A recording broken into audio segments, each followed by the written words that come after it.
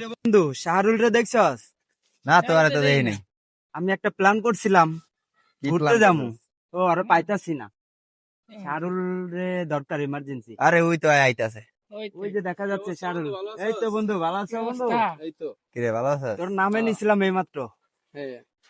আচ্ছা ব, ব। আমরা একটা প্ল্যান করছিলাম ঘুরতে যাবো কক্সবাজার। তুই কি যাবি? যাওয়া তো যায়, কিন্তু টিয়া পয়সা তো সমস্যা, তোর কাছে কি টাকা পয়সা হবে?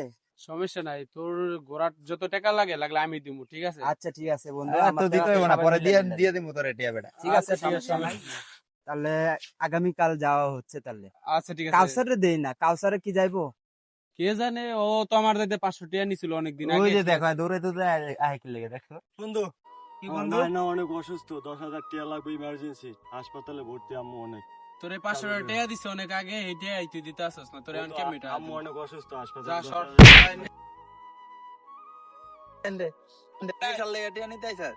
তুই থাক এনে জায়গা আমরা। বন্ধু বন্ধু আম্মু অনেক অসুস্থ, বুঝছো, হাসপাতাল ভর্তি। আচ্ছা, আমার কাছে কিছু টাকা আছে, এটা নিয়ে যা। তো তোর মারে সুস্থ কর, তারপরে আমার সাথে দেখা করিস, হ্যাঁ? লাগলে পরে আবার দিব না, যা। আচ্ছা আমার ঠিক কাছে আছে আছে বন্ধু, 3,000 তুই আমার টাকা লয়ে যা। সত্যিকারই বন্ধু। ঠিক আছে বন্ধু, চল তোর মারে দেখতে যাবো, চল।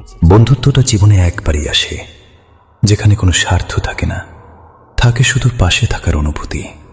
সময় বদলায়, মানুষ বদলায়, অনেক নতুন সম্পর্কও আসে জীবনে, কিন্তু সত্যিকারের বন্ধুত্বের মতো নিঃস্বার্থ সম্পর্ক খুব কমই পাওয়া যায়। কারণ এখন বেশিরভাগ মানুষ সম্পর্কের আগে স্বার্থটাই খোঁজে।